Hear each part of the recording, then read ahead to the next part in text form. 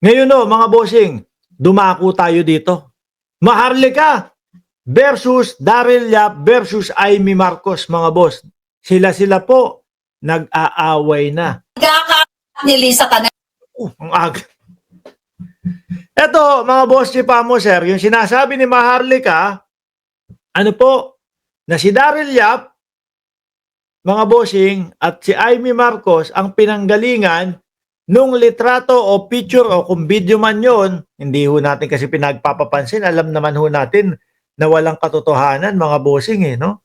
Nagaling daw po kay Maharlika, galing daw po kay Daryl Yap, mga boss Chief Amo, sir, yung mga video o yung mga litrato na nakabukaka daw po at kita daw po ang bilat, sabi ni Maharlika, ng unang ginang. Biruin mo, no? Asawa ng kapatid mo, gaganunin mo? Ayan, no? Pinapakita yung mga conversation, no? Ang nakabigaka ni Lisa Tanas. Kay Daryl Yap, sa kampo ni Amy galing. Pinagbibintangan niyo ako na nanghingi ako pera sa inyo. Oh. Merong picture, may litrato, may screenshot Ini-scroll At parang wala pa ako naririnig dito sa kanila na sagot, mga kababayan. Sila pala ang puting sabi ni Ma'am Arlene Marollano.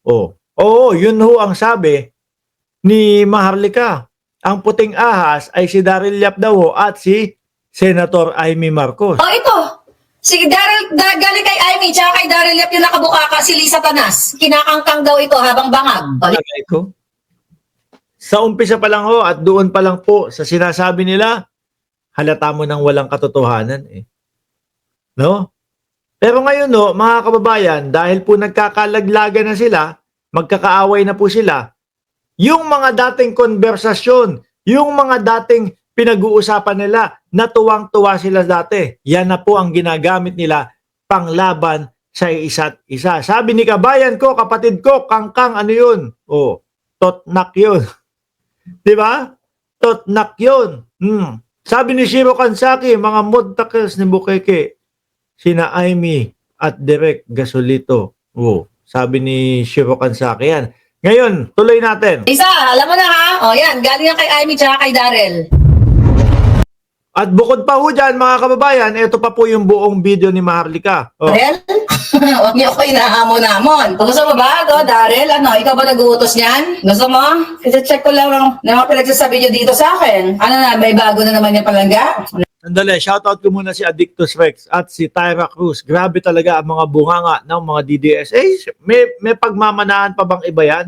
Walang iba, di ba? Kundi si dating Pangulong Duterte. Dali pakita ko lang Pagka yung mga murahan-murahan mga bossing, expect nyo na, galing kay dating Pangulong Duterte, natutunan niya mga yan.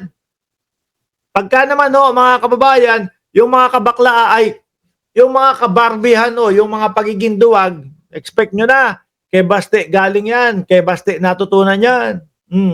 Okay, Daryl Yap. Ikaw ba nag-utos niyan? Gusto mo ilabas yung mga mensahe natin dito? Mga ganyan natin? Yung May pinapakita talaga mga kababayan. message ni Amy, nasa na yun? Pero huwag mo nang burahin kasi na-screen record ko na to lahat. Amy, gusto mo pakita ko yung message mo? Amy, meron ka dito sinabi na last year, nalalabas ka na. Sabi mo, adik yung kapatid mo. Diba? Yun po ang matagal na nilang laging sinasabi. Na si Pangulong Bongbong Marcos ay nagdodroga. Tapos maririnig natin kay Maharlika, galing pala kay Amy Marcos. Biruin mo kapatid mismo ang sisira doon sa kapatid. Saklap naman nun. Kami mga kababayan, kaming magkakapatid. Ni hindi yata kami umabot sa punto na talagang sisiraan namin yung aming kapatid sa ibang tao. Di ba? Magkakapatid kayo magkakakampi Tapos gagawa ka ng istorya. Ipapakita mo, magsesend ng picture o kung whatever. Dahil ito po base po sa sinasabi ni Maharlika, papakita ka ng mga picture na si Lisa Marcos daw yun. Tapos nakabukang kang. Tapos niyayari daw po ng ibang tao habang bangag. Di ba? Sige nga, labas mo ebidensya mo na nanghingi ako ng piso sa'yo. Amy, message ni Daryl sa akin. Dati, ay mga messaging sa akin. Patungkol, Amy Marcos, BBM posted Joe Al's post regarding our convoy and family thread. How sad am I? I replied, yes, I did speak to Joe Alejandrino. I didn't Ibig sabihin, simulat sa pool pa lang si Amy na ang sinasabi ni Maharlika na gustong magpabagsak ko kay Pangulong Bongbong Marcos. Ano masasabi niyo doon, mga kababayan? No? Ano kaya dahilan? Dahil kaya sa hindi sila okay in terms ni First Lady Lisa Marcos, kaya nila ginagawa yon? Kaya nila sinisiraan? Di ba? Kasi yung mga skandal, alam naman natin kung paano sila gumawa at paano po sila gumawa ng mga gawa-gawang mga ebidensya nila. think it go public. But like many Filipinos, I'm anxious about escalating tensions in the West Philippine Sea. BBM texted, anything you say, ayan, mga message ni Chararat, ni Babalu. Diba? Si Chacharat, si Babalu daw ho. Hindi kaya, eto tingin nyo mga kababayan, tanong ko lang ho ito, hindi kaya pagdating ng panahon, si Maharlika bumaliktad ng tuluyan at sumapi o nakipag-ugnayan, nakipagkampihan ulit, no? Dito sa administrasyon ni Pangulong Bongbong Marcos. Pero ang hirap na po. Alam nyo ang hirap na pagtiwalaan, mga kababayan. Bakit po? Sa nakikita mo no? Kapag kayong tipo bang pagkagalit na at pagka yung tipo bang parang merong hindi naging gusto or disgusto or merong kang hindi naibigay, babanatan ka Pero tingin ko din mga bossing, kung sakali man gawin ni Maharlika na bumalik sa kampo ni First Lady, hindi na din po bibigyan ng buong suporta to. Ay, sige, salamat. Okay na yun. Ganun na lang din po ang gagawin ng First Lady dyan, no? Hindi nakataka-taka tong sila na ang nag-uupakan. Inggit lang yan, kaya ginaganyan niya si First Lady. Sabi ni Shell Nora, chararat at as if di siya mukhang Chukchak Chenes kung makapagsalita. Sabi ni Ma'am Gracious Grace. Tuloy. Labas natin? Sabi daw ni Amy? Amy, gusto mo ng gera? Ay, nako, wala na silang maiba to palangga. Kayo, Daryl, ano yan? Teka, pakita ko lang. Ito, message mo sa akin. Galit na galit sila ni Inday, lalo na si Inday, napakasinungaling daw. Never naging mabait sa kanya yon. So galit na galit sila. Pero si Inday nagsabi, Pati yung mga voice record, no? Yung mga sinesend.